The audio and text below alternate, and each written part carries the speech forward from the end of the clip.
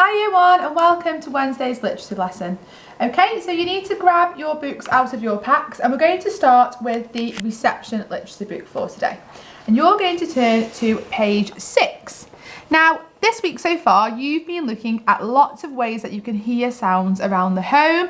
And today we're going to be looking at how we can make sounds with our bodies. So on our page, it says you can use your own body to make sounds and you can make loud and quiet sounds. And then there are lots of different activities that you can do either on your own or with your adult, where you can clap a sound, stamp a sound, or use your parts of your body to make different sounds, okay? And then it's asking you to see if you can make a sound pattern. So for example, I could say, and then you could copy me. Okay, so clap, clap, tap, tap, tap. And you see if you can copy. And you can choose lots of different patterns in lots of different ways with your adults at home. You've then got a few questions about loud and quiet sounds. Okay, so you could practice some loud and quiet sounds at home. And then you can, with your adult, read the questions and answer them together, okay? So your activity today, if you've got a reception book, is all about making patterns and making sounds with your body, okay? Moving on then to the Year 1 literacy book. So if you've got this book today, you're going to turn to page 4 in your book. And we're going to have a look today at how we are going to trace over each word, and then it's asking us to colour in the things that we would need at the beach, okay? So let's have a little think.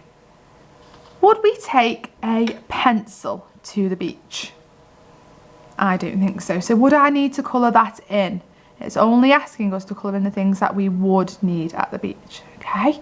Once you've done that, you could maybe draw a picture of a beach yourselves and think about some other items that you might find at the beach, okay? So extending that learning and drawing your own beach scene.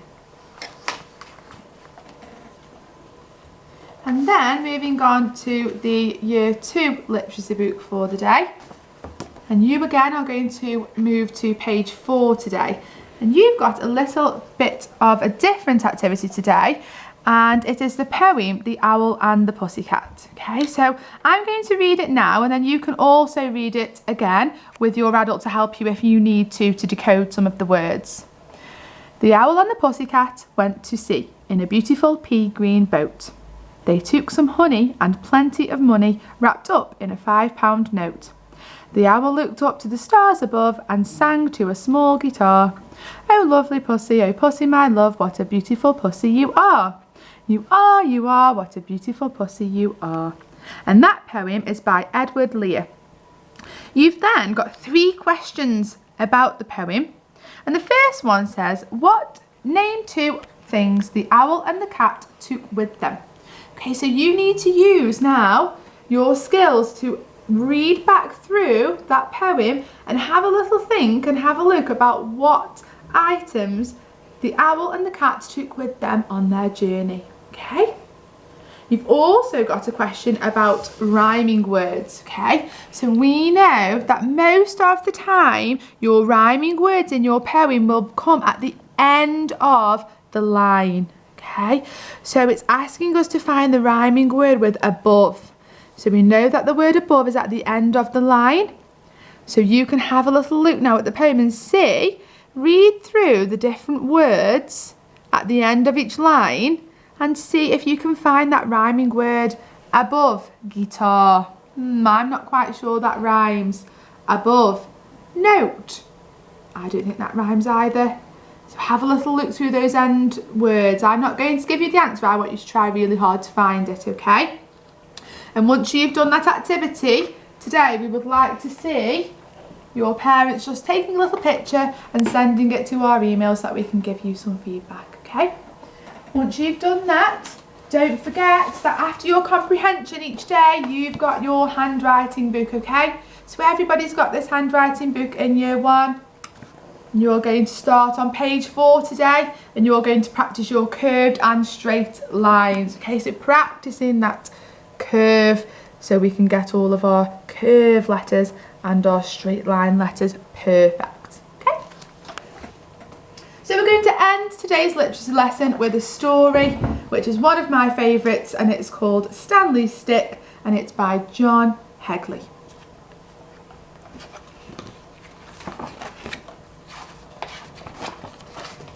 Okay.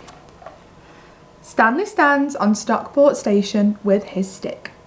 Stanley always carries his stick with him. Stanley's stick was once part of something tall and grand, and it will never return. But it can still be a stick as best as it can.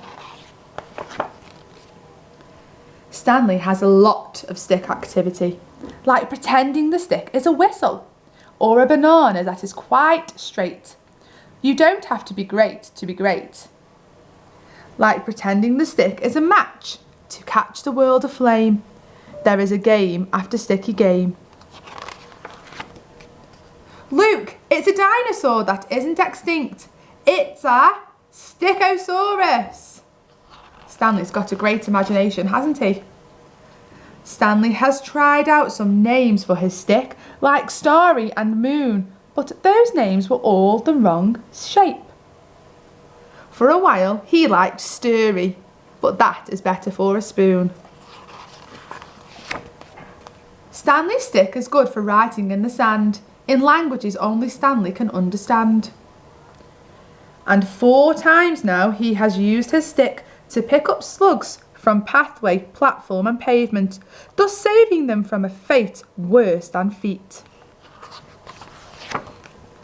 Stanley's friend Bertie has some string, and sometimes they tie the string to the stick's end and pretend to go fishing.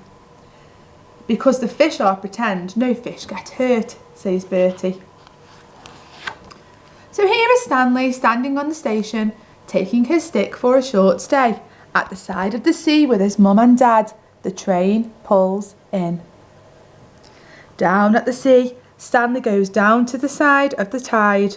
His folks take stock of Stanley standing in the sand, stick in hand. What is he doing?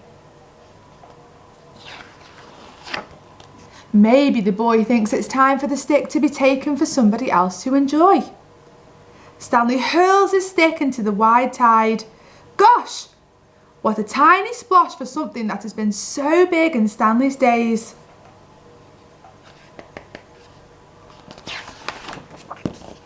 The sea picks up the stick and tucks it into itself. Stanley is stickless.